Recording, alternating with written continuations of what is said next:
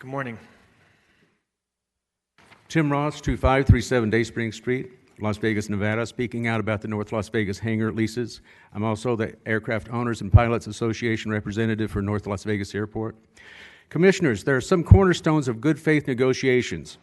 Jim Chrisley has violated all of these cornerstones. Although hiring a consultant we felt was a waste of time and money, Jim Chrisley insisted that they hire a consultant for $106,000. He agreed to allow us to help vet the selection of the consultant so we could find one acceptable to the CCDOA and us. After agreeing to this, Chrisley hired the consultant that we said was unacceptable to us. Now, any information presented by this consultant should be considered invalid. And any meetings with this consultant should be in this chamber so that it meets the open meetings requirements, not in private because they create policy behind closed doors. The Hangar Owners Group lawyer, Jeff Lustig, let Mr. Chrisley know any reversion clause is unacceptable to us and would not be signed.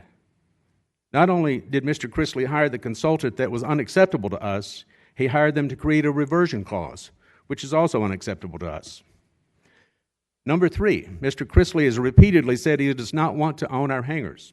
However, he hired a consultant to create this reversion clause, and the reversion clause negates the statement about not owning our hangars, because a reversion clause, according to the FAA, is a clause that states that personal property will revert to the airport ownership at the end of the lease without any further compensation.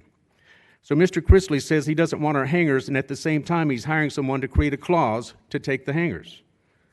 Ben Suzuki previously told us that the FAA required a reversion clause. This is not true. There's a case named Clark v. Alamogordo that clearly explains that the FAA does not require a reversion clause. Mr. Chrisley is apparently unable to tell the truth and negotiate in good faith.